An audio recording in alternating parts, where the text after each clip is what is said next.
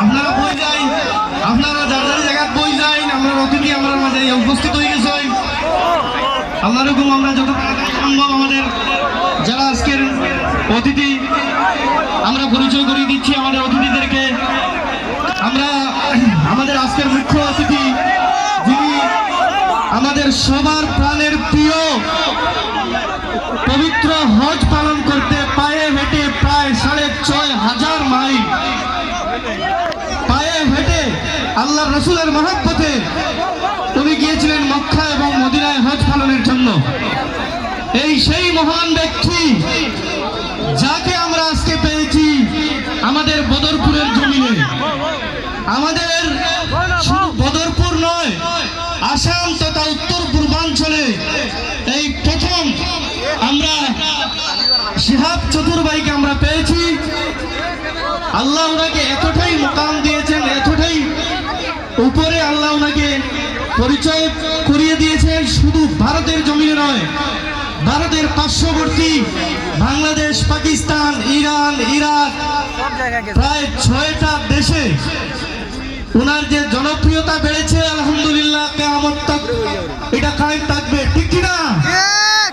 ইনশাআল্লাহ শিহাব চতুর ভাই আমরা পেয়েছি। আপনাদের আমাদের সবার প্রিয়, আপনাদের ভালোবাসা, উনি আমাদেরকে সময় দিয়েছেন, আমরা চিরকৃতজ্ঞ। আমরা উনার যে সম্মান কিংবা উনাকে আমরা যতটুকু সম্মান দেওয়ার নিশ্চয়ই আমরা দিতে পারবো না, কারণ উনি মহান ব্যক্তি, ওনার কোনো পরিচয় নেই।